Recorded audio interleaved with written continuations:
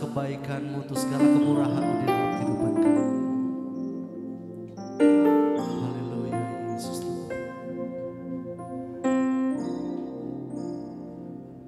Ku mau selalu bersyukur kepadamu Tuhan, anugerah-Mu mempesonaku, selalu dan selalu Kau angkat hatiku di mata-Mu. Ku mau selalu bersyukur kepadamu Tuhan, anugerah-Mu mempesonaku, selalu dan selalu Kau angkat hatiku, Kau membuatku berharga di mata-Mu. Terima kasih Tuhan, terima kasih. Tuhan, Kau sungguh besar, karya-Mu sungguh ajaib. Tiada yang ku mengagumi, sungguh Kau ajaib. Sekali lagi katakan, Tuhan, Kau sungguh besar, karya-Mu sungguh ajaib. Tiada henti yang ku mengagumi, sungguh Kau ajaib. Mau selalu bersyukur kepadamu Tuhan, anugerah-Mu mempesonaku,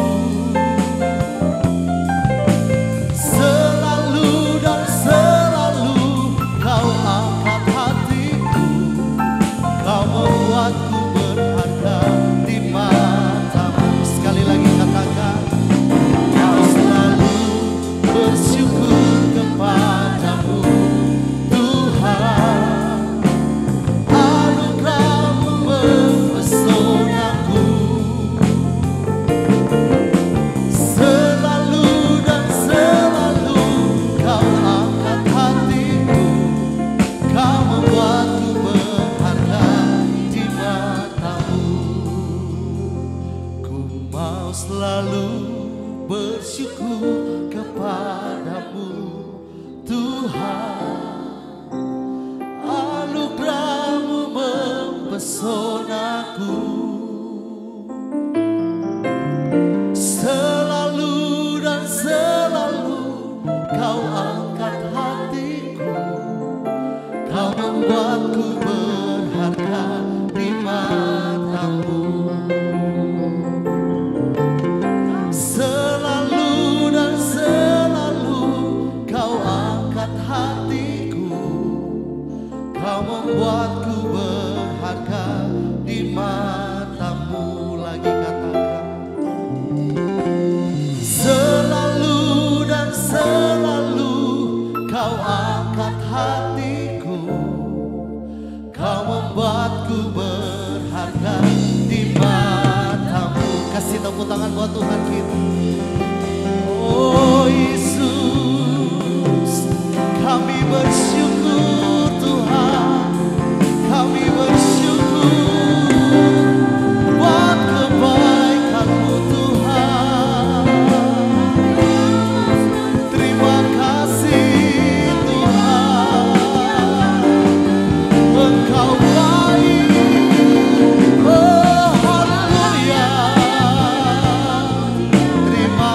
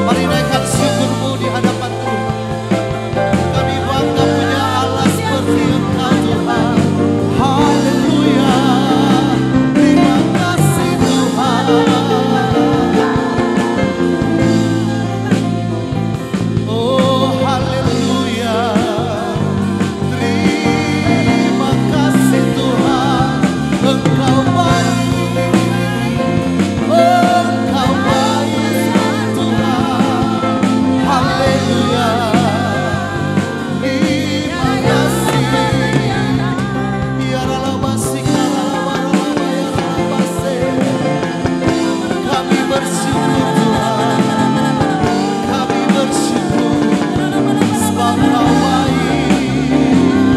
Terima kasih Tuhan, terima kasih Yesus. Haleluya, haleluya. Terima kasih Tuhan, Engkau baik. Terima kasih Yesus. Kami bersyukur Tuhan untuk segala kebaikan-Mu yang boleh kami terima. Terbukti pagi hari ini Tuhan, kami boleh ada di tempat ini sebagaimana kami ada saat ini. Semua karena berkat Tuhan, semua karena kemurahan Tuhan di dalam kehidupan kami. Sebagai ungkapan syukur kami Tuhan, kami datang di tempat ini Tuhan. Kami rindu bersekutu dengan Engkau. Karena satu hal yang kami percaya, Engkau Tuhan hadir di tengah-tengah kami saat ini. Biarlah Roh Kudus-Mu Tuhan terus memenuhi kami di tempat ini. Kami serahkan jalannya ibadah ini ke dalam tangan-Mu Tuhan. Biarlah nama Tuhan yang dipuji dan dipermuliakan di tempat ini. Terima kasih Bapa, terima kasih Yesus. Kami serahkan ibadah ini ke dalam tangan-Mu. Haleluya. Amin.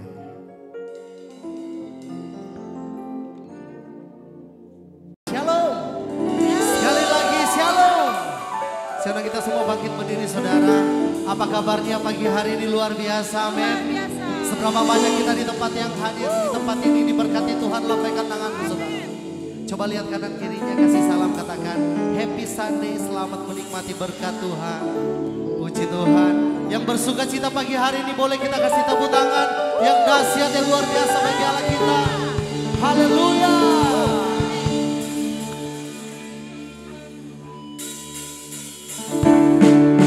Sama-sama kita bertepuk tangan bagi Tuhan kita. Kami naikkan syukur hanya bagi nama-Mu Tuhan.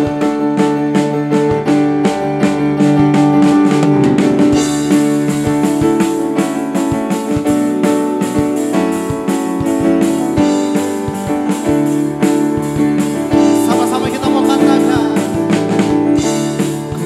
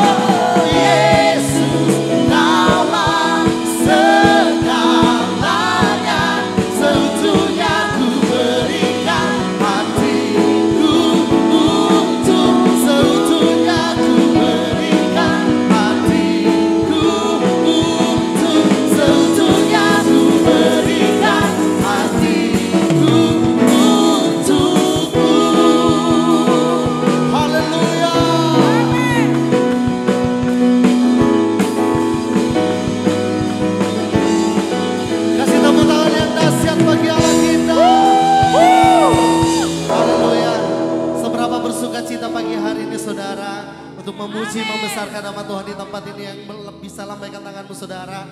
Yang berjiwa muda, kita boleh ekspresikan sukacita kita pagi hari ini. Amin. Sekali lagi kasih tos kanan kiri, katakan mari lebih dahsyat lagi bagi Allah kita. Haleluya.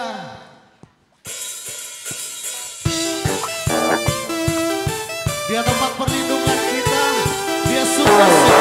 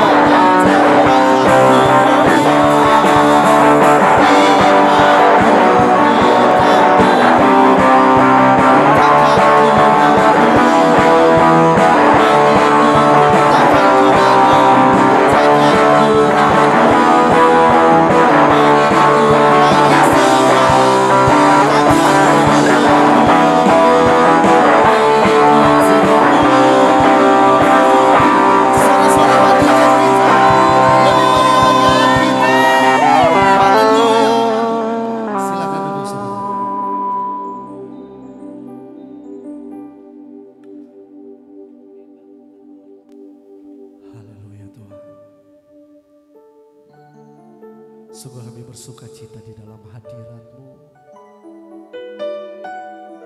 Saat ini Tuhan, dengan hati yang terbuka, kami datang. Kami rindu bersekutu dengan Engkau di tempat ini Tuhan. Kami mau menikmati hadirat-Mu. Dan biarlah Tuhan boleh menikmati setiap penyembahan kami, setiap pujian kami Tuhan. Terima kasih Tuhan. Haleluya.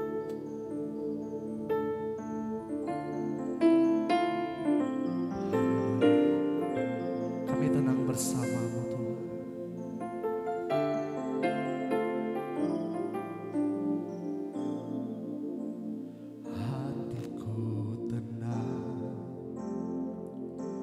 Bersamamu, Kau yang mengerti hidupku, bertolak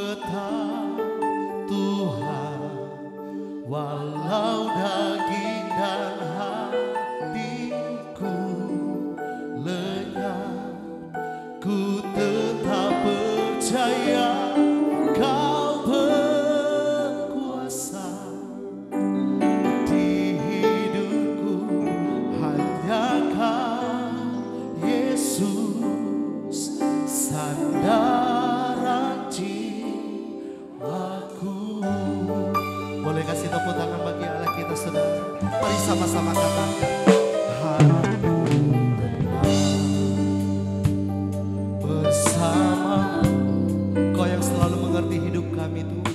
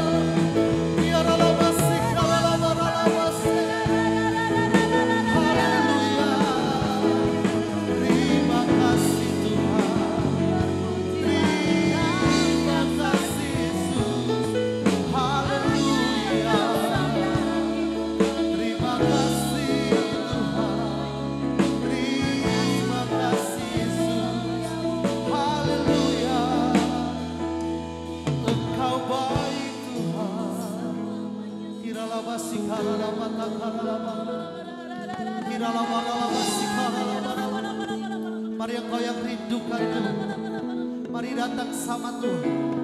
Katakan terima kasih Tuhan. Terima kasih untuk semua kebaikan. Terima kasih untuk semua penyertaan-Mu di dalam hidup kami Tuhan.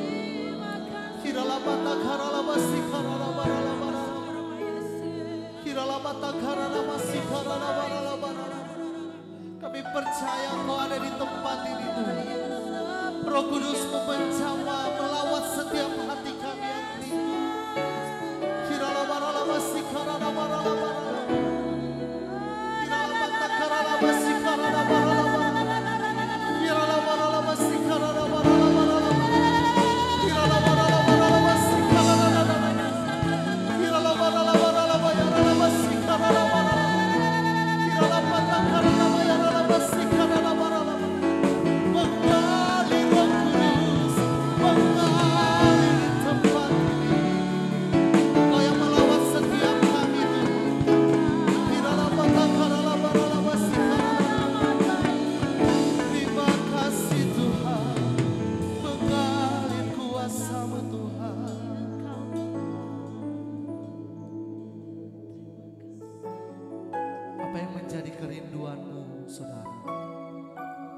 Kau boleh sampaikan sama Tuhan.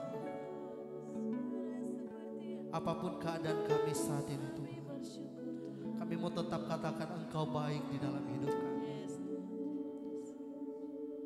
Apapun pergumulan kami, apapun masalah kami Tuhan, Kau Tuhan yang setia, Kau Tuhan yang tidak pernah meninggalkan kami.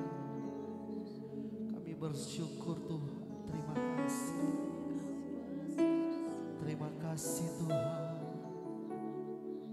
Haleluya Yesus Tuhan. Terima kasih Tuhan.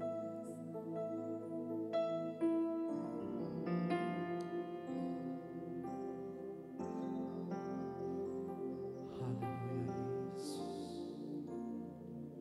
Ku mau selalu bersyukur kepadamu Tuhan, anugerah-Mu mempesonaku. Selalu dan selalu Kau angkat hatiku, Kau membuatku berharga di mata-Mu. Lagi katakan sama Tuhan.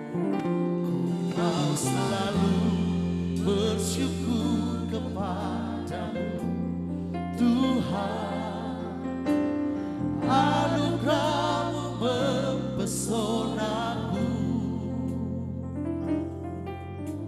Selalu dan selalu Kau angkat hatiku, Kau membuatku berharga di mata-Mu. Lagi katakan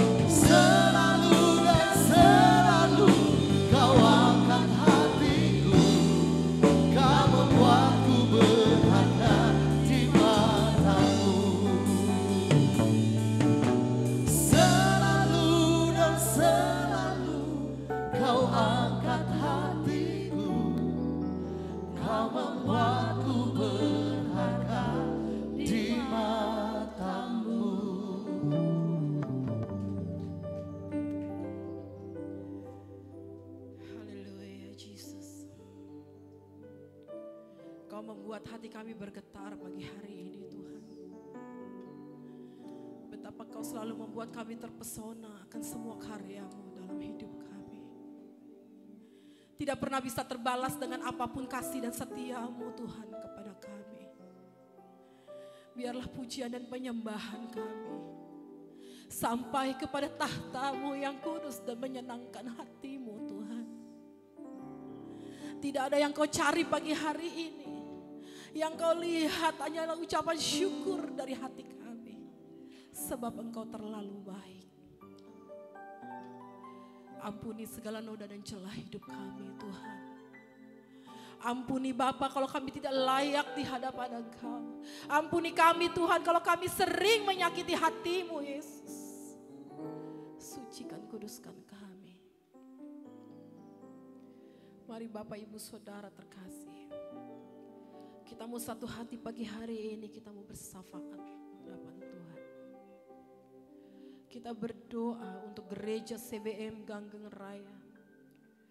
Biarlah kasih anugerah-Mu Tuhan senantiasa turun atas gereja kami. Amin, Tuhan. Biarlah pengurapan Tuhan dahsyat turun bagi gereja Amin, kami. Tuhan Yesus. Terima kasih untuk segalanya yang sudah Tuhan beri bagi kami. Sehingga CBM Ganggeng Raya boleh ada sampai pada hari ini. Semua adalah bukti kebesaran-Mu Tuhan. Terima kasih, kami bersyukur Bapa untuk segalanya. Kami bersyukur untuk gedung yang Kau berikan bagi kami. Kami bersyukur Kau berikan kami Ibu Gembala, Bapak Gembala yang luar biasa bagi kami. Kami bersyukur Tuhan. Biarlah CBM Ganggeng Raya terus bisa eksis Tuhan. Terus selalu ada, terus bisa menjadi dampak, terus bisa jadi berkat bagi banyak. Amin, amin, amin. Terima kasih Yesus. Biarlah semua pekerja yang terlibat di gereja ini, Tuhan urapi, perlengkapi kami Tuhan dengan hikmat-Mu. Agar kami terus melayani dengan penuh kerendahan hati. Dan biarlah hanya nama Tuhan yang dipuji dan ditinggikan. Kami menyerahkan setiap ibadah-ibadah yang ada di gereja kami juga Tuhan. Engkau kirim jiwa-jiwa itu Bapa. Biarlah baik lewat WBI, PBI, lewat komsel, lewat youth, lewat doa malam Tuhan. Inner healing, baptisan. Tuhan kirim jiwa-jiwa ke tempat ini. Sehingga kami satu hati Bapa, biarlah bangku-bangku yang kosong ini Tuhan isi dengan jiwa-jiwa baru. Jiwa-jiwa yang penuh pertobatan. Jiwa-jiwa yang mengalami pemulihan. Haleluya Yesus. Terima kasih Tuhan. Terima kasih Bapa. Kasih setiamu senantiasa turun bagi jemaat CBM Ganggeng Raya. Dimanapun berada Tuhan, Kau berkati jemaat-Mu Bapa. Kami bersyukur kalau yang sakit sudah Tuhan sembuhkan. Yang lemah sudah Tuhan kuatkan. Bapa, yang terpuruk oleh karena keadaan Tuhan sudah hibur dengan luar biasa. Sehingga hari ini kami boleh ada semua karena kemurahan Tuhan. Terima kasih Bapa. Terima kasih Tuhan Yesus. Kalau ada jemaat-jemaat-Mu yang rindu Tuhan, untuk setiap pergumulan-pergumulan pribadi mereka kami percaya Engkau sumber jawaban, Kau sumber berkat bagi kami. Kau akan buka jalan yang terbaik. Terima kasih Tuhan, terima kasih Bapa. Tuhan, kami juga berdoa Bapa, mari kita bawa bangsa negara kita ke dalam tangan Tuhan. Bapa Surgawi, kami berdoa untuk Indonesia. Dari Sabang sampai Merauke kiranya lawatan Tuhan turun atas bangsa kami. Terima kasih Tuhan kalau Kau izinkan kami. Ada Tuhan di bangsa ini, kami tahu. Kami dipersiapkan Tuhan untuk menjadi tiang-tiang doa bagi bangsa ini. Dan kami percaya kasih sayang Tuhan berlimpah atas bangsa kami. Terima kasih Tuhan. Pemilu sudah kami lewati. Kami sudah diberikan presiden, calon presiden dan wakil presiden yang baru. Biarlah hikmat Tuhan turun bagi presiden kami dan wakil presiden yang baru. Serta kabinet kerja yang baru. Kiranya Tuhan, kami percaya sekalipun Jokowi sudah selesai masa tugasnya, Tuhan, penyertaan Tuhan tidak akan pernah berhenti bagi bangsa kami. Biarlah bangsa Indonesia terus diurapi, terus diberkati Tuhan. Sehingga Bapa, cita-cita kami untuk menjadi negara maju boleh terjadi Tuhan. Lawatan Tuhan dahsyat bagi bangsa kami. Biarlah sumber daya manusianya Tuhan berkati. Sumber daya alamnya juga Tuhan. Persiapkan kami rakyat Indonesia untuk bisa mengolah sumber daya alam kami sendiri. sehingga kemajuan boleh terjadi, peningkatan taraf hidup boleh terjadi, Amin. kebodohan boleh habis Tuhan, Ya, Yesus. sehingga Bapa banyak rakyat Indonesia boleh maju secara SDM. Terima kasih Tuhan Yesus. Biarlah semua pembangunan yang terjadi dari Sabang sampai Merauke, biarlah semuanya boleh selesai Ya, Tuhan. Yesus. Sehingga menyerap banyak tenaga kerja, sehingga tidak ada lagi pengangguran. Pemerataan akan keadilan sosial boleh terjadi bagi bangsa Indonesia. Kami patahkan setiap pergerakan roh-roh yang dikendalikan oleh si iblis ingin menghancurkan bangsa kami. Kami patahkan kuasanya Tuhan. Tidak berlaku bagi bangsa kami Bapa. Tapi biarlah doa-doa ini naikkan anak-anak Tuhan. Akan memperkuat bangsa ini terus Bapa diberkati oleh Engkau. Terima kasih Tuhan Yesus. Kami berdoa buat bangsa-bangsa di sekitar Indonesia. Kami juga berdoa Tuhan untuk ASEAN, untuk benua Eropa, benua Afrika, Tuhan berkati. Dan saatnya Bapa, kami juga melepas berkat untuk bangsa Israel. Biarlah juga pertobatan Tuhan terjadi di sana. Terima kasih Tuhan, terima kasih Bapa. Bapak Ibu Saudara, saya berikan waktu bagi Bapak Ibu Saudara yang ingin menaikkan pergumulan-pergumulan pribadi pada pagi hari ini. Naikkan doa-doamu dan percayalah bahwa kuasa Tuhan nyata dalam kehidupan saudara dan saya.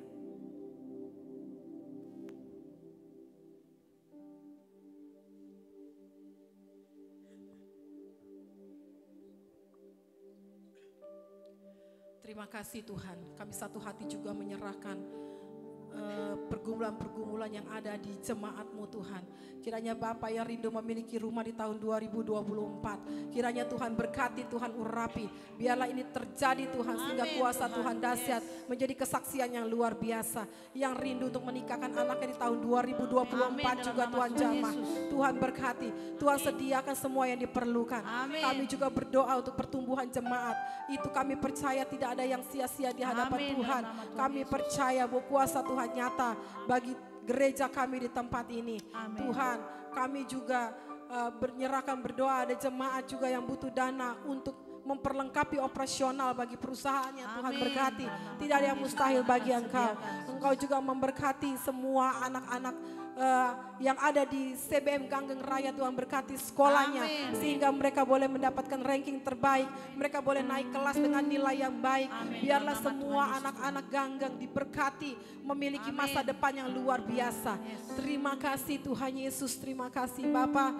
Biarlah Tuhan doa syafaat kami nikahin di hadapan Engkau, dan kami percaya bahwa doa-doa kami sudah dimateraikan oleh darah Yesus, dan kami akan mencapai kemenangan demi kemenangan di dalam Engkau. Terima kasih Tuhan, doa ini kami naikkan kepada Bapa Yahweh di surga yang kami kenal dalam nama Yesus Kristus. Terima kasih Tuhan, segala hormat hanya bagi-Mu. Terpujilah nama-Mu hari ini sampai selama-lamanya. Yang percaya bersama dengan saya katakan amin. Saya undang kita semua bangkit berdiri saudara. Kita bangkit berdiri bersama. Ku mau selalu bersyukur kepadamu Tuhan. Anugerah-Mu mempesonaku.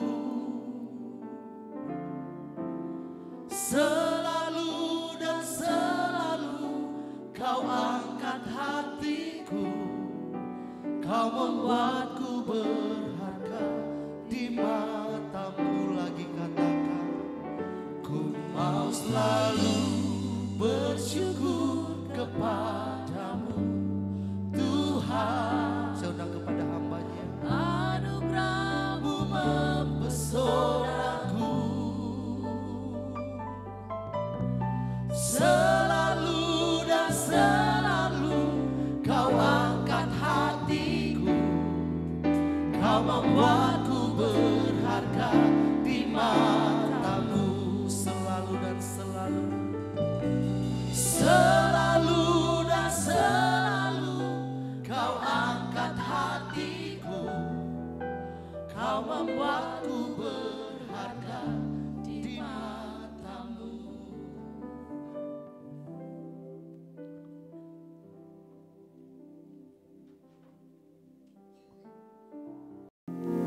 Tuhan,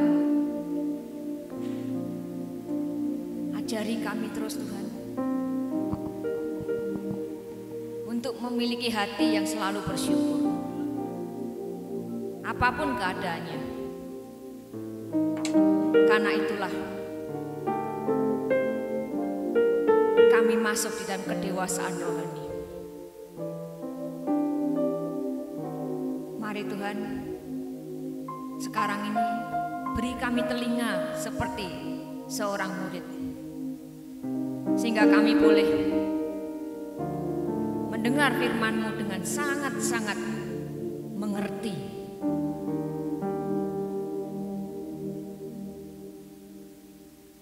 Bukakan roh kami Tuhan, untuk sungguh-sungguh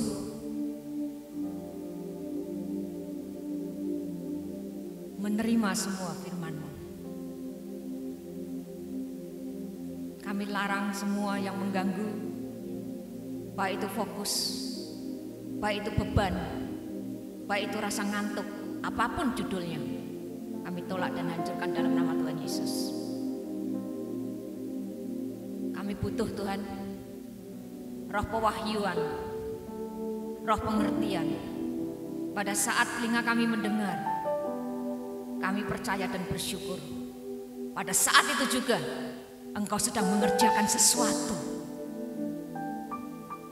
Engkau sedang mengerjakan sesuatu, apa yang ingin Kau ajarkan kepada kami. Makasih Tuhan, makasih Tuhan. Dalam nama Tuhan Yesus, semua yang siap untuk mendengarkan firman Tuhan sama-sama katakan amin. Shalom saudara, silakan duduk.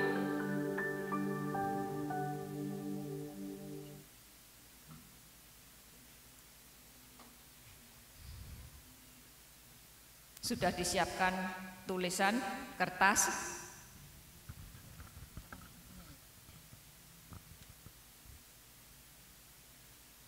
Pada pagi hari ini kita akan sama-sama belajar firman Tuhan yang berjudul Persenjatai Pikiran Kita. Persenjatai pikiran kita. Yang dikutip dari 1 Petrus 4 ayat 1. Apakah saudara gelap? Kalau mau menulis bisa cukup terang. Terutama yang sudah ada umur bisa menulis dengan jelas. Yang dikutip dari 1 Petrus 4 ayat 1. Jadi karena Kristus telah menderita penderitaan badani, bisa tolong itu 1 Petrus 4 ayat 1. Kamu pun harus juga mempersenjatai dirimu dengan pikiran yang demikian. Saya ulangi. 1 Petrus 4 ayat 1. Jadi karena Kristus telah menderita penderitaan badani, kamu pun harus juga mempersenjatai dirimu dengan pikiran yang demikian. Garis bawahi dengan baris bawahi kata-kata harus. Kamu pun, kita pun harus mempersenjatai diri kami dengan pikiran yang demikian. Artinya, kalau guru kita Yesus Kristus mengalami penderitaan yang seperti itu secara manusia seutuhnya, maka kita pun sebagai murid mengikuti jejaknya. Kalau guru Yesus Kristus mengalami seperti itu, maka kita siap mengalami penderitaan yang sama, yang seperti guru alami. Sebentar lagi kita akan merayakan Jumat Agung dan Paskah. Injil Matius, Markus, Lukas, Yohanes dan seterusnya itu tidak hanya menulis kisah Yesus datang ke dunia, lahir dan mati, bangkit. Tidak hanya menulis itu, tapi juga ditulis penderitaan yang dialami oleh Yesus. Betul?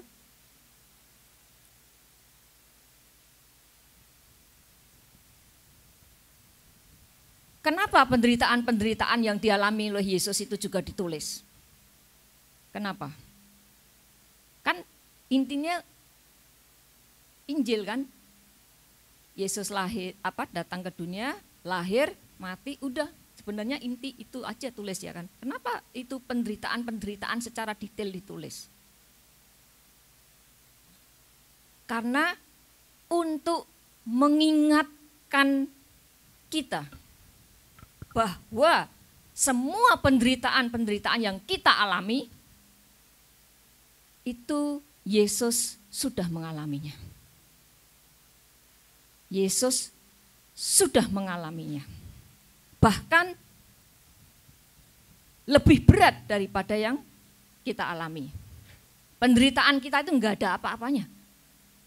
0,0001%. Itu pun kita sering mendengar orang berkata penderitaanku sudah berat banget. Betul? Padahal itu baru 0,0001, enggak ada apa-apanya. Dibandingkan dengan penderitaan Yesus yang seperti itu ya. Nah, Yesus lahir di kandang, betul? Atau di hotel? Di mana? Di kandang. Secara finansial berarti enggak punya Ada di sini yang lahirnya di kandang, ada enggak? Coba tunjuk jari. Ada enggak? Ada enggak? Atau ya enggak ada ya. Berarti secara finansial saudara lebih levelnya di atas Yesus ya. Karena Yesus lahirnya di kandang. Nah, paling sedikit lahirnya di puskesmas, betul? Dengan bidan. Nah, selain penderitaan-penderitaan yang dialami oleh Yesus itu ditulis untuk mengingatkan, tetapi juga menjadi senjata buat mempersenjatai pikiran kita.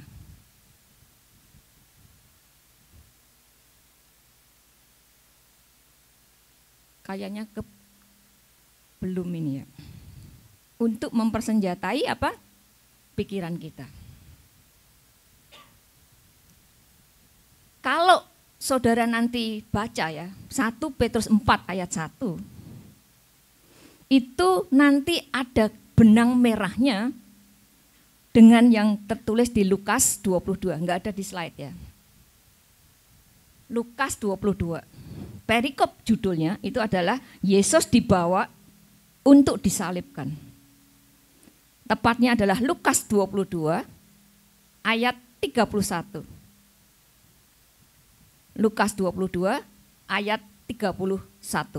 Sebab jikalau orang berbuat demikian dengan kayu hidup,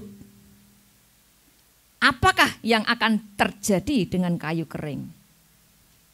Kayu hidup siapa? Yesus. Kayu kering siapa? Kita. Maka kalau seorang tentara disuruh maju perang dan dia tidak dipersenjatai apa-apa, kira-kira yang terjadi kalah atau apa? Bukan hanya kalah, tapi bisa mati. Sama seperti kita. Penderitaan nggak pernah habis, betul? Betul? Mau habis penderitaannya? Ya mati ya toh. Nah,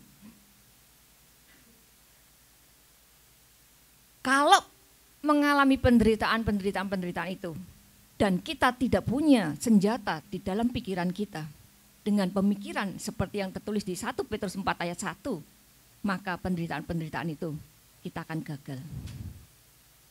Kita akan kalah. Kita akan menyerah. Betul? Nah, perlu kita ketahui bahwa penderitaan yang Yesus alami itu akibat dari dia taat kepada Bapaknya. Bukan karena Yesus melakukan kesalahan atau berbuat dosa. Betul? Ada tertulis di Ibrani 5 ayat 8. Sekalipun ia adalah anak, ia telah belajar menjadi taat dari apa yang telah dideritanya. Berarti penderitaan Yesus adalah akibat dari ketaatannya. Di Roma 2 ayat 9, tidak ada di slide, penderitaan dan kesesakan akan menimpa setiap orang hidup yang berbuat jahat. Sama, penderitaannya sama yang dialami. Taat dia menderita karena Kristus, menderita karena berbuat jahat itu juga akibat dari perbuatan yang jahat. Tapi ujungnya beda. Ujungnya beda. Beda sama sekali. Nah, kita nggak bicara soal itu. Ya. Kita tahu bahwa sistem dunia dengan sistem kerajaan Tuhan itu berlawanan. Betul? Betul, berlawanan. Kalau kita mau mengikuti sistem kerajaan surga, berarti kita berani melawan arus. Konsekuensi dari melawan arus adalah penderitaan. Konsekuensi daripada kita tidak mau ikut dunia, penganiayaan, penderitaan. Betul? Nah ini, jadi dengan kata lain, penderitaan itu enggak perlu kita undang. Tapi dia akan datang sendirinya. Pada saat kita itu belajar taat kepada firman Tuhan.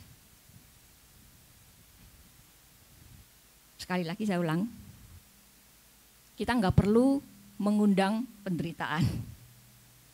Penderitaan akan datang otomatis pada saat saudara dan saya melakukan firman Tuhan. Betul? Karena apa ajarannya? Orang kalau sistem dunia berkata balaslah kejahatan dengan kejahatan, betul? Tapi kalau sistem kerajaan surga berkata balaslah kejahatan dengan apa enggak sakit?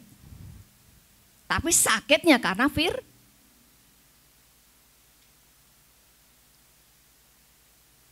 Apakah sistem dunia berkata berdoalah untuk musuhmu? Bahkan berkatilah musuhmu. Wah, itu udah impossible buat dunia, betul? Ini. Pada saat saudara dan saya melakukan firman, melakukan ketaatan, disitulah mulai terjadi penderitaan. Jadi nggak usah cari-cari penderitaan. Ya kan? Itu. Ya. Karena sistemnya udah berlawanan. Bahkan dikatakan di Yakobus, siapa yang ingin menjadi sahabat dunia, ia menjadi dirinya seteru Tuhan.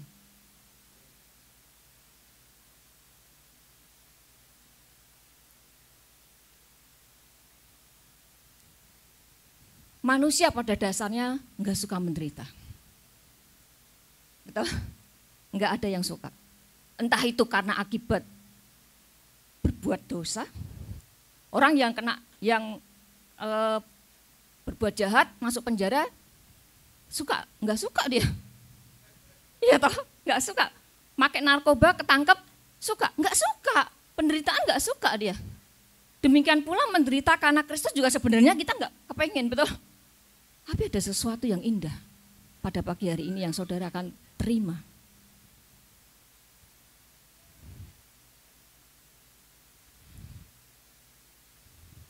Karena apa?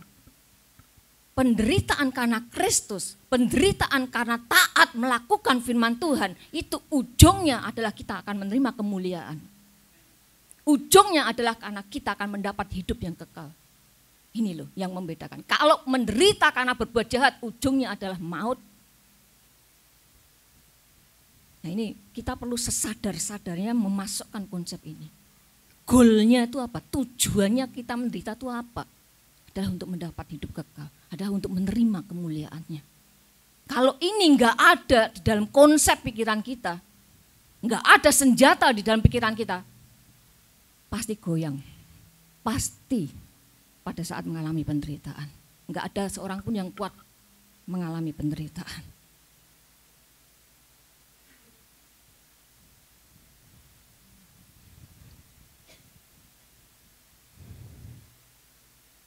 Padahal Tuhan Yesus itu menghendaki ya, setiap penderitaan 1, 2, 3 dan seterusnya yang kita alami, dia tuh kepengen kita itu menang. Lebih dari pemenang. Karena dia sudah memberikan kemenangan buat kita. Dia sudah memberikan reward, dia sudah memberikan upah mahkota kehidupan.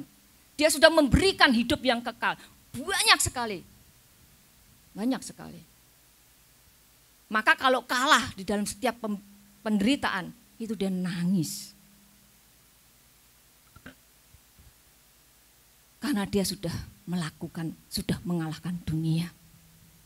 Dia juga menginginkan anak-anaknya pada saat mengalami penderitaan, anak-anaknya bisa menang. Seperti yang dia lakukan.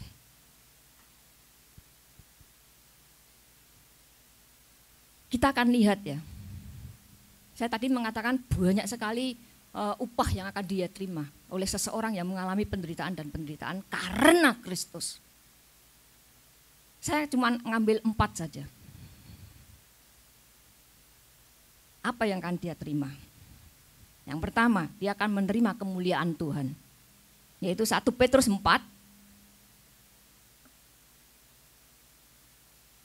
ayat 12-13. Semua saudara-saudara yang kekasih, janganlah kamu heran akan nyala api siksaan yang datang kepadamu sebagai ujian. Seolah-olah ada sesuatu yang luar biasa terjadi atas kamu. Sebaliknya bersukacitalah sesuai dengan bagian yang kamu dapat dalam penderitaan Kristus. Supaya kamu juga boleh bergembira dan bersukacita pada waktu ia menyatakan kemuliaannya. Ini sudah ada jatah saudara. Sesuai dengan bagian yang kamu dapat. Porsinya masing-masing beda. Yang satu adalah tadi menerima kemuliaan Tuhan. Yang kedua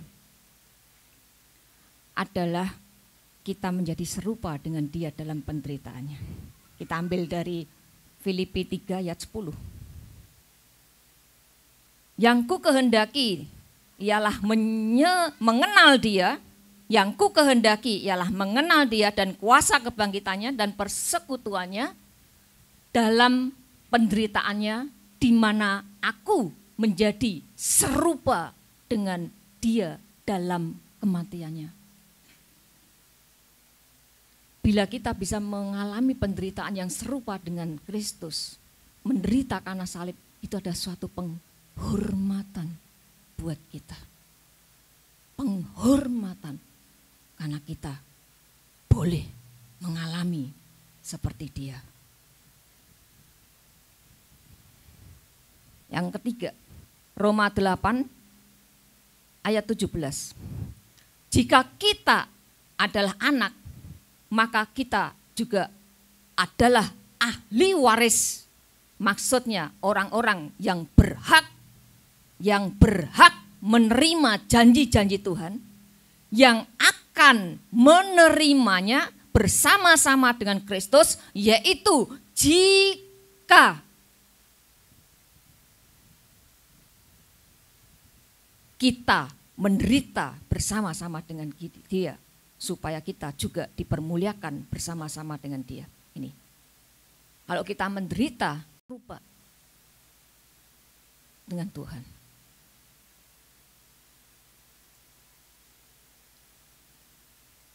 Kenapa orang bisa kalah dalam mengalami penderitaan? Mengapa?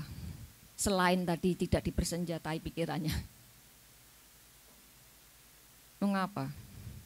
Dan apa yang terjadi pada saat orang itu seperti itu, kalah? Ya, saya catat ada 5.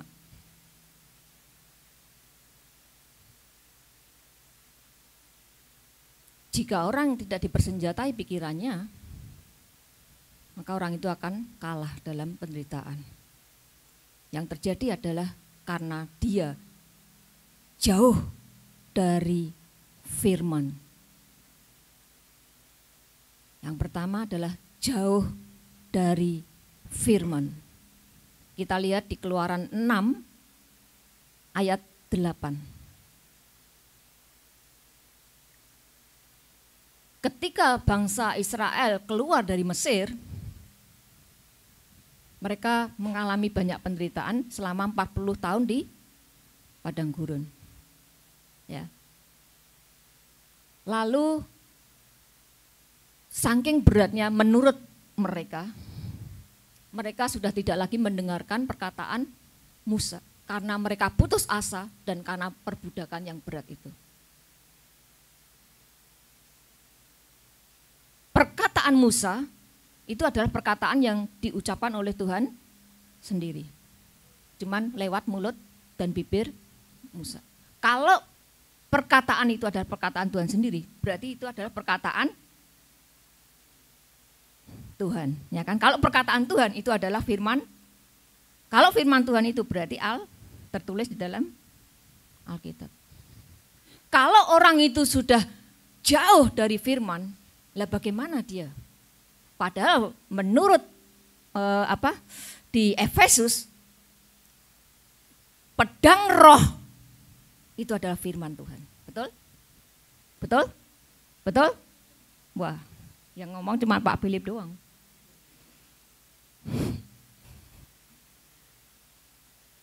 Pedang roh apa? Firman Tuhan. Kalau orang datang kepada Bu Gembala dan minta konseling, Bu Gembala tidak pernah, dia tidak membawa Alkitab. Betul? Karena di dalam Alkitab ada solusi.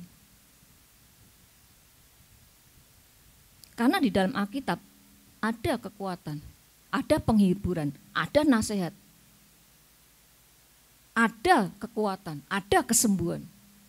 Nah, kalau sampai tidak lagi mendengarkan firman Tuhan atau jauh dari firman, lah ya wis pastilah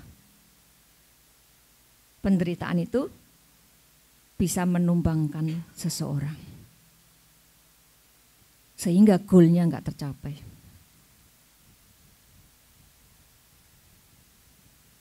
Yang kedua, orang itu tidur.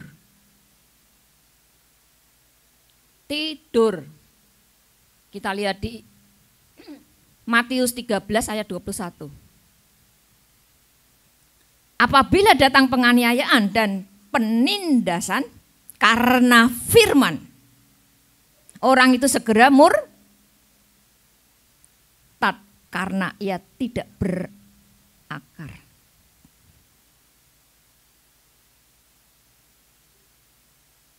Ya.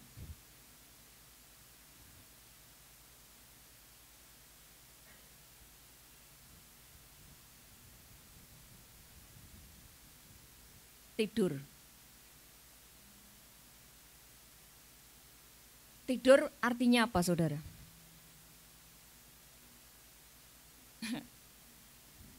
Tidur di kasur.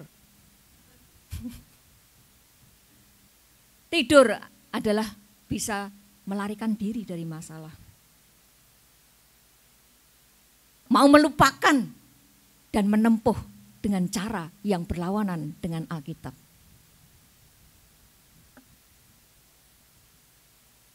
Misalnya pakai obat penenang. Melupakan masalah pakai obat penenang toh. Betul? Nah, itu. Tidur sejenak, bangun masih tetap masalah ada. Pakai narkoba. Ya kan? Yang ada cuma gini-gini terus ya toh. Lupa masalah toh. Tapi nanti kalau sadar ingat lagi toh. Iya. Tidur. Ini. Kalau orang tidur kira-kira bisa menyelesaikan masalah? Bisa dia menang dalam penderitaan? Jangan tertipu, hanya sesaat. tapi tidak mencabut sampai ke akar-akarnya. Keadaan yang ketiga adalah murtad. Matius 13 ayat 31. Tetapi ia tidak berakar dan tahan sebentar saja. Apabila datang penindasan dan penganiayaan karena firman, orang itu pun segera murtad. Ditawari kedudukan tinggi, jabatan, tapi ia harus sangkal iman.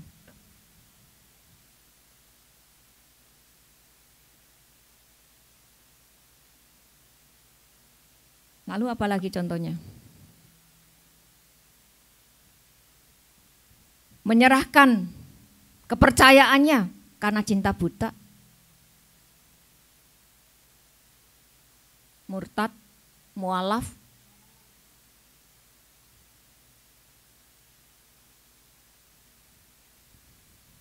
Yang keempat, suara-suara asing bermunculan.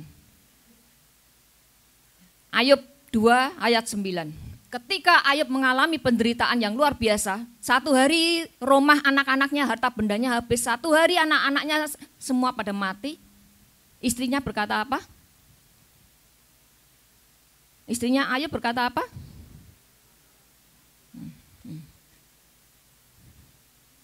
Kutukilah Allahmu dan matilah kamu. Ini. Suara-suara mana yang kita dengar pada saat kita mengalami penderitaan? Apakah kita pergi ke seorang yang minta nasihat padahal orang itu sendiri dalam keadaan tidak ada di dalam Tuhan? Nasihat yang didapat apa? Ya salah. Betul? Suara-suara asing yang berlawanan dengan firman Tuhan. Kalau seorang lagi bertengkar dengan suaminya, istrinya, dia pergi ke tetangga, yang mana tetangganya sendiri juga cekcok sama suami istrinya. Ya kan? Lalu yang didapat apa? Ya cerai aja lah, ribet banget. Ya dasar orang laki kayak gitu, ya dasar perempuan kayak gitu. Suara mana yang saudara dengar pada saat saudara menderita? Kalau ada masalah pergilah ke Bu Gembala. Ya kan? Atau saudara menangis berlutut di hadapan Tuhan, SOS pertama. Suara mana yang saudara dengar pada saat mengalami penderitaan? Kutuki Allahmu atau justru mendekat? Enggak ada pertolongan, manusia mengecewakan, manusia punya jam terbatas. Tengah malam jam 1, saudara mengalami penderitaan. Apa saudara bisa ngedor-ngedor tetangga? No.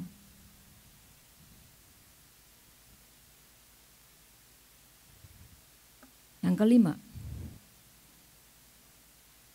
jiwa tubuh akan selalu berkata, tidak mungkin. Mustahil. Betul? Yang sering terjadi, yang sering diucapkan, seperti itu, mustahil. Enggak ada harapan udah.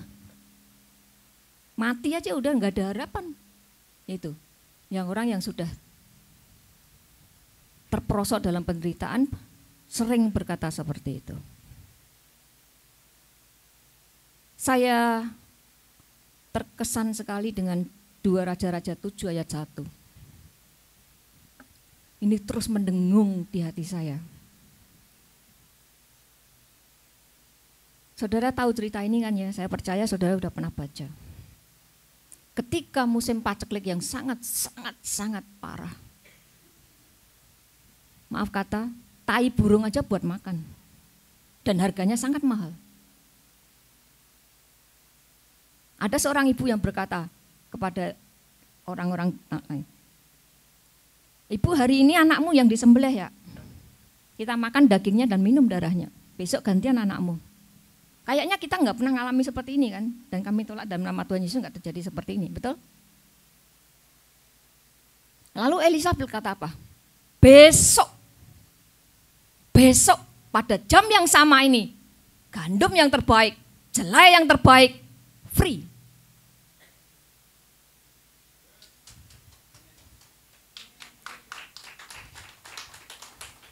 Besok loh, Enggak bilang 1 tahun lagi ya beras akan datang. No. Besok. Saya mendengung terus ini firman ini saudara. Besok. Enggak. 2 hari lagi, enggak seminggu. Besok. Enggak masuk di akal saudara. Enggak masuk di akal betul-betul. Inilah yang sering dikatakan orang-orang yang dalam mengalami penderitaan yang berat selalu bilang impossible. Walaupun tingkap langit Tuhan buka, enggak mungkin. Itulah yang dikatakan oleh Arjudan. Dan apa yang terjadi besok pada jam yang sama, gandum yang terbaik, jelai yang terbaik, free. Sampai serdadu Arjudan raja itu mengalami, melihat, tapi dia tidak menikmati, bahkan dia mati diinjak-injak. Saudara mau mengalami itu? Maka jangan berkata impossible pada saat mengalami masalah. Tuhan bisa mendatangkan dari utara, selatan, barat, dan timur. Enggak ada yang mustahil buat Tuhan. Tinggal perintah dan itu akan terjadi. Tinggal iman kita ini loh. Besok, katakan bersama-sama, besok. Pertolongan Tuhan, aku akan mengalami. Yang enggak percaya, saudara akan diinjak-injak dan mati. Ini Arjudan raja. Loh, enggak mungkin kan masih sekarang ini ngalami benar-benar enggak ada makan. Ini loh saudara.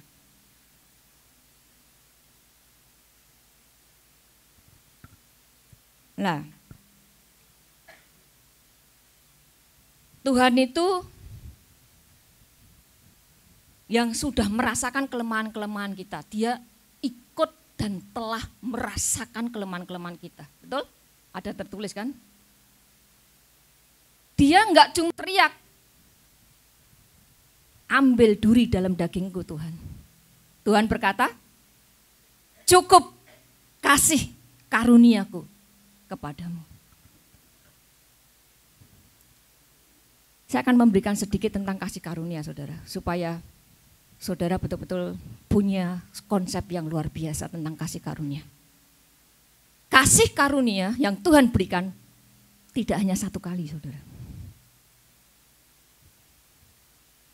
Tidak hanya 1 kali.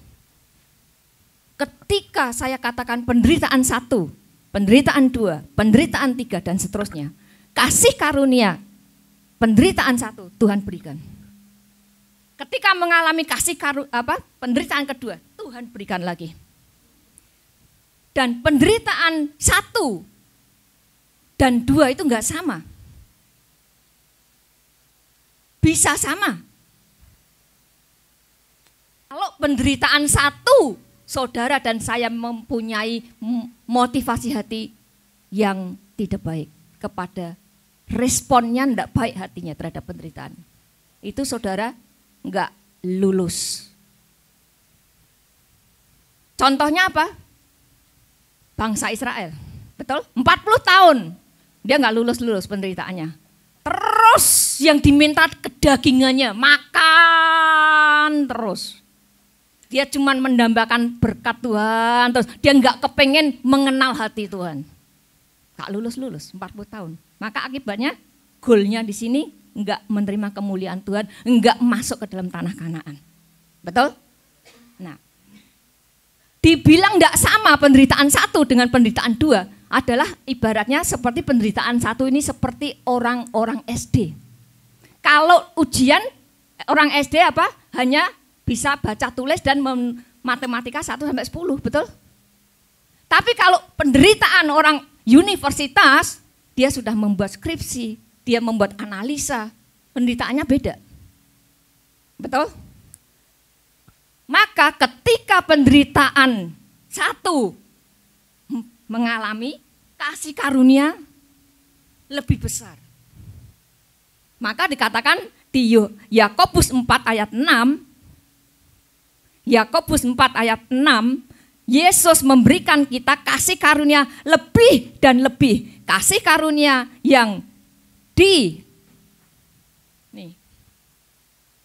dianugerahkan kepada kita lebih besar daripada itu apa? Masalah. Ketika saudara naik level karena punya respon hati yang benar pada saat mengalami penderitaan, maka levelnya udah naik SMP. Kasih karunia-Nya lebih besar lagi. Enggak mungkin kasih karunia-Nya Tuhan yang sama di level 1 diberikan kepada saudara pada saat saudara mengalami penderitaan level 2.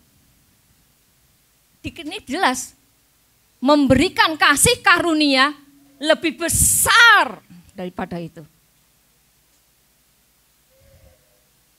Betul? Nah ini.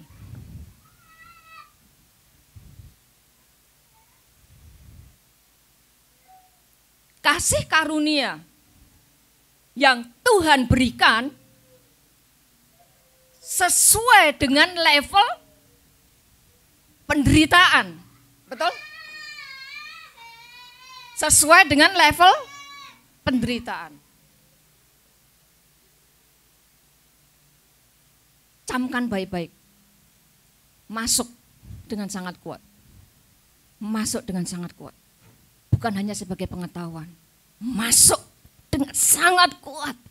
Kasih karunia Tuhan mengalir dengan sangat kuat dalam hidup kita semua.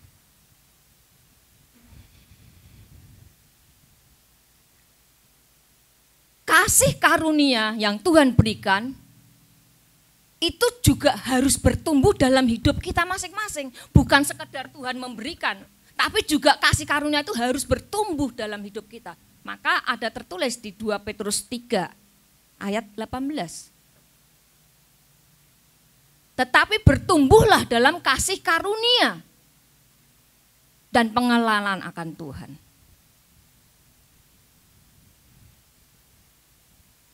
Saudara, saya akan ngasih bayangan gini saudara, supaya saudara menangkap kok bisa bertumbuh itu kasih karunia-Nya bagaimana nih, realitanya bagaimana. Ya, saya akan kasih contoh. Selain tadi sudah saudara tahu bahwa ketika penderitaan 1, saudara mau naik ke penderitaan 2, kasih karunia-Nya Tuhan sudah diberikan. Dan itu di dalam diri kita juga harus bertumbuh. Kasih karunia itu bukan sekedar Tuhan memberikan doang untuk kita supaya mampu menang dalam penderitaan, tapi juga kasih karunia Tuhan itu supaya bertumbuh. Ini contoh ya. Saya akan memberikan 2 contoh tokoh, yaitu yang pertama Petrus dan yang kedua Paulus. Yang pertama Petrus, ketika Yesus memberitahukan kepada muridnya tentang penderitaannya yang akan dia terima pada saat nanti dia pergi ke Yerusalem, dia akan dibunuh, ditangkap, dibunuh, disalib, betul? Lalu Petrus ngomong apa? Jangan Tuhan. Betul? Kalau boleh jangan menimpa engkau, gitu kan. Petrus kan. Lalu tuh Yesus ngomong apa? Enyah kamu iblis, karena kamu memikirkan apa yang dipikirkan manusia, bukan yang dipikirkan oleh Tuhan. Betul? Ini level penderitaannya Petrus ini baru segini, takut menderita. Betul? Ya, sadari ya. Levelnya segini, level 1. Dia takut menderita. Karena Kristus, ya. Maka tadi bilang enyah engkau iblis. Betul? Seiring berjalannya waktu, sampai pada titiknya Yesus ditangkap, Yesus disalib, Yesus naik ke surga. Betul? Saat itu murid-muridnya mulai punya keberanian untuk memberitakan firman Tuhan. Bersaksi tentang bahwa Yesus itu sungguh ada, mati, dan bangkit. Betul? Orang-orang berkata apa sama Petrus dan teman-temannya, murid-murid lain? Jangan kamu berkhotbah, karena semua orang akan percaya kepadamu. Makanya Petrus kalau mau berkhotbah, orang-orang nggak suka, mau ditangkap, betul? Mau ditangkap, ya kan? Tapi Petrus takut nggak? Nggak takut. Ini levelnya penderitaannya udah naik dia. Levelnya udah naik, kasih karunia-Nya udah naik. Kasih karunia yang ada di dalam diri Petrus juga udah naik, udah bertumbuh. Maka ketika dia dilarang untuk dia tidak boleh berkhotbah, ketika dilarang dia tidak boleh bersaksi tentang Yesus, dia bilang, aku harus menurut kamu, Atau aku harus nurut Tuhan? Sudah berani bantah sekarang ya kan. Bahkan kematian salib, Petrus matinya disalib kan. Dia nggak mau seperti Yesus. Dia minta kepalanya di bawah. Dia udah nggak takut lagi dengan kematian seperti itu. Karena konsep pemikiran yang dimiliki oleh Petrus sudah berubah. Sudah berubah. Dia akan menerima reward, dia akan menerima kemuliaan, dia akan menerima janji-janji Tuhan, dia akan menerima hidup kekal. Banyak banget saudara. Jadi tahu saudara ya, tahu ya, kasih karunia sudah bertumbuh dalam hidup setiap orang kita masing-masing. Dan juga kasih karunia juga diberikan Tuhan kepada kita. Betul? Yang tadinya dia takut, dia sekarang jadi enggak takut. Tokoh kedua, Paulus.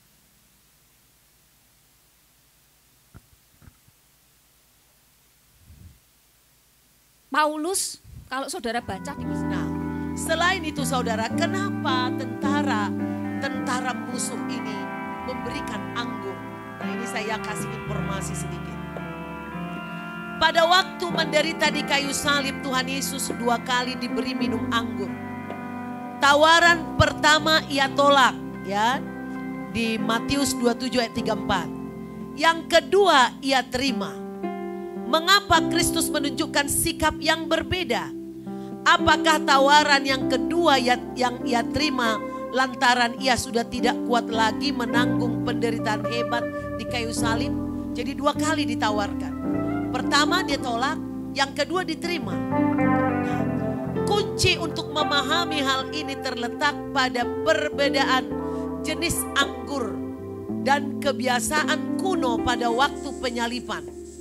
Anggur pertama yang ditawarkan adalah anggur yang dicampur dengan tanah, ya, disebut Esmirnis menon oinos. Tradisi kuno waktu itu memang biasanya diberikan untuk menawarkan rasa sakit, mengurangi rasa sakit dengan cara menghilangkan kesadaran dari orang, ya, kayak bius supaya nggak terlalu menderita gitu. Tapi Yesus tolak karena dia benar-benar harus rela menderita. Amin. Jadi nggak mungkin minuman penawar racun aja, penawar rasa sakit aja dia tolak. Apalagi dibilang dia digantikan Yudas.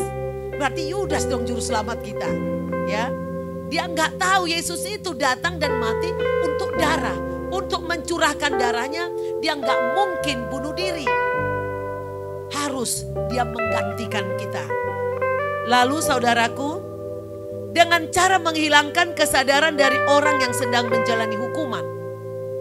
Dengan kata lain, anggur ini mengandung bahan narkotik yang mampu mematikan rasa sakit. Terhadap tawaran ini, Yesus menolak. Ia memilih untuk menjalani penderitaan di kayu salib dengan penuh kesadaran. Sudah tahu? Anak muda, jangan ketawa terus, jangan ngobrol terus. Sudah tahu Yesus itu menderita kenapa gak mau minum anggur? Udah dengar? Halo? Karena apa? Minuman anggur pertama mengandung narkotik anti sakit. Yang kedua, tawaran yang kedua adalah anggur yang berbeda, yaitu anggur asam atau oksos. Anggur ini sering digunakan sebagai penawar dahaga maupun pelengkap jamuan makan. Ini anggur yang biasa kita minum, ya. Dalam tradisi Romawi, anggur asam merupakan minuman khas dari para pekerja atau tentara karena harganya yang murah. Tatkala minuman ini ditawarkan kepada Yesus, ia bersedia meminumnya karena minuman ini tidak menghilangkan rasa sakit. Ini hanya minuman biasa sebagai pelepas dahaga. Nah, ini untuk melengkapi tadi apa yang disampaikan oleh Ibu Lydia. Saudara diberkati, Yesus benar-benar mati menderita. Maka barang siapa yang murtad meninggalkan Yesus, tidak ada lagi pengampunan bagimu. Saat Yesus datang yang kedua kalinya, kayak apapun baktimu, amalmu, kebaikanmu di dunia kepada manusia, itu tidak akan diingat. Kalau kau murtad meninggalkan Yesus, meskipun hidupmu susah, penuh penderitaan atau pergumulan, tetaplah setia. Setia percaya kepada Yesus, karena akan ada akhir yang indah, akhir yang abadi, yang tidak berkesudahan, yaitu hidup bersama Dia di Yerusalem yang baru. Hidup yang baru. Amin. Tuhan Yesus memberkati. Kita akan masuk, berikan tepuk tangan semua. Kayaknya jemaat di sini sekarang malas ya tepuk tangannya. Tadi khotbah Ibu Lydia begitu luar biasa saya rasakan. Wah, tapi tepuk tangan cuma 1-2 orang. Harus dibiasakan ketika saudara mendengar firman, itu juga membangkitkan semangatmu sendiri. Tepuk tangan, beri aplaus, menghormati orang lain.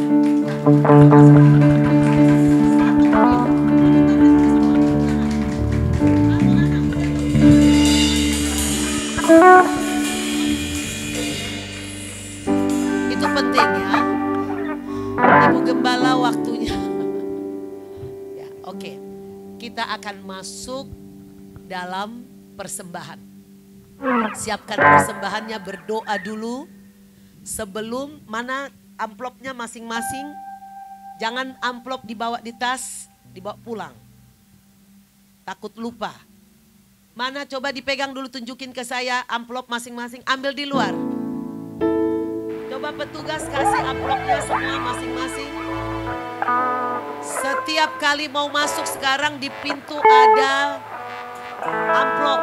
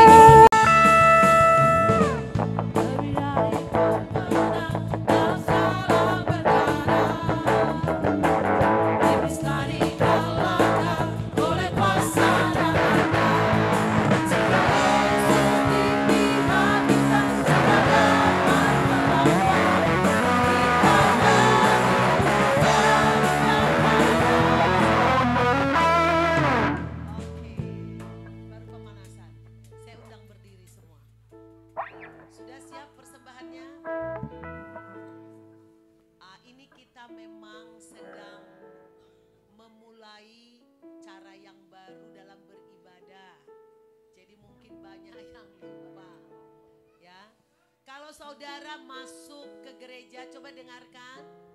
Kalau masuk ke gereja di depan ada penerima tamu. Penerima tamunya harap kasih langsung amplopnya.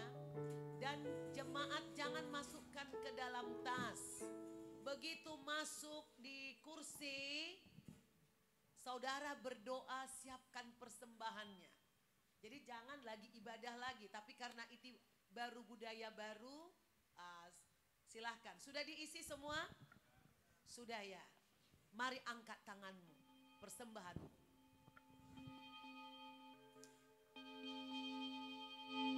Kami bersyukur ya Bapak. Karena Engkau sudah memberkati kami dengan menderita sungguh-sungguh. Engkau menolak untuk kehilangan kesadaran. Engkau benar-benar dengan sadar menderita di kayu salib, mencurahkan darah penebusan. Biarlah firman ini benar-benar terukir di hati setiap kami. Sehingga tidak ada seorang pun yang akan murtad meninggalkan Tuhan oleh penawaran apapun di dunia ini. Dan kami mau sungguh-sungguh bertumbuh di dalam kasih karunia seperti Petrus dan Paulus. Dan sekarang Tuhan, sebagai ucapan syukur kami. Tanda kami mengingat Engkau. Kami bawa persembahan, ucapan syukur, bahkan persepuluhan. Berkat-Mu Tuhan atas setiap tangan. Bahwa anak-anak-Mu ini tidak akan pernah datang ke gereja dengan tangan kosong. Engkau berkati anak-anak-Mu ini ketika mereka pulang. Apapun yang dikerjakan pasti berhasil. Amin. Pendidikannya berhasil, Amin. usahanya berhasil, Ya, rumah tangganya berhasil. Amin. Terima kasih Bapak. Usaha mereka berhasil. Apapun yang sedang mereka pikirkan dan pekerjakan, di dalam Tuhan Yesus, Engkau angkat, Kau buat berhasil. Kami patahkan segala roh-roh jahat yang ingin merongrong penghasilan mereka, merongrong kesehatan mereka, merongrong usaha dan pendidikan mereka. Tuhan betul-betul membuka jalan, buka pintu-pintu berkat-Mu dari surga. Mengalir saat ini berkat-Mu atas tangan-tangan yang terulung. Angkat tangan-Mu, mengalir berkat-berkat itu. Di alam roh dan di alam nyata, tangan-tangan yang diangkat adalah tangan-tangan yang kuat, tangan-tangan yang diberkati, tangan-tangan yang menerima mujizat-mujizat, kelimpahan, menjadi orang-orang yang kaya di dalam Tuhan. Terima kasih Bapak. Inilah persembahan kami di dalam nama Tuhan Yesus Kristus. Haleluya. Amin. Silahkan nyanyinya lagu dan yang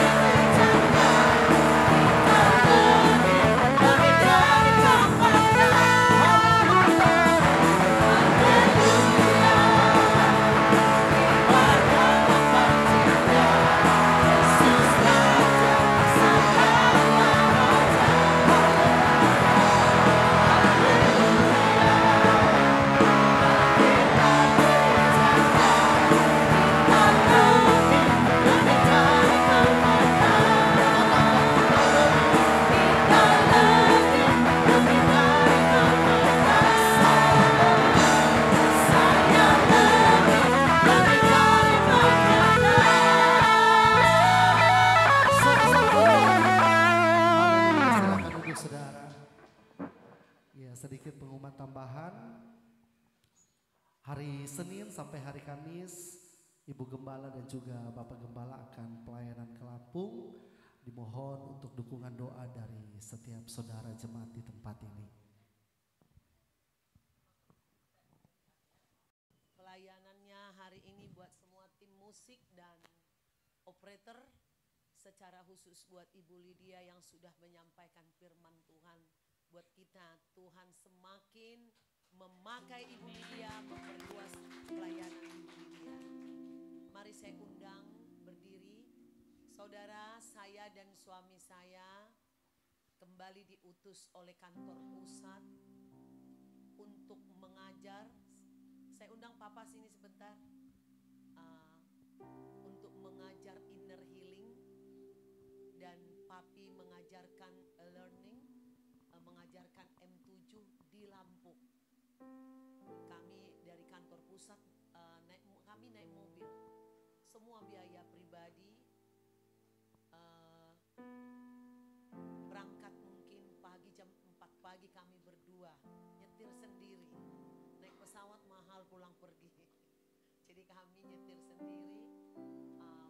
Saya mohon jemaat mengarahkan tangan kepada kami sebelum kita meminta berkat. Arahkanlah tanganmu kepada kami. Bapa di surga, Engkau tahu bahwa kami tidak bisa melakukan apapun di luar Engkau. Kami sungguh bergantung kepadamu. Cinta kasih kami kepada Tuhan melalui pelayanan learning dan juga inner healing. Kami tidak bisa andalkan kekuatan kami, kebiasaan kami, kepintaran kami. Kami mohon Tuhan, Engkau menyertai kami mulai dari rumah, di jalan, sampai di tempat, di tujuan. Demikian juga dalam mengajar. Supaya penuh kuasa. Ada kuasa yang nyata. Orang-orang yang terikat dilepaskan. Yang sakit disembuhkan. Mujizatmu terjadi. Terjadi kebangunan rohani atas sekolah-sekolah teologi, atas pendeta-pendeta jemaat yang hadir. Tuhan menjagai jemaat, keluarga kami yang kami tinggal. Dan perjalanan kami ketika pulang, teduhkanlah lautan sehingga kami di ferry tidak ada masalah. Pergi dan pulang, tanganmu memberkati kami. Dalam nama Yesus kau melimpahi kami berkat-Mu, sehingga apapun yang kami butuhkan di perjalanan, Tuhan menyediakan. Terima kasih Bapa. Sekarang jemaat Tuhan, angkatlah tangan dan hatimu. Arahkan hatimu sungguh-sungguh berenung. Saat teduh 1 menit, bilang sama Tuhan apa yang ada di hatimu. Sungguh-sungguh kau berkata-kata. Bapa, lihatlah mulut dan hati mereka yang sedang berkomunikasi dengan Tuhan. Mereka anak-anak-Mu. Tadahkanlah tanganmu. Mari ya Tuhan, hadapkanlah wajah-Mu kepada seluruh jemaat dan pekerja dan kami semua. Sinarilah kami semua dengan wajah-Mu.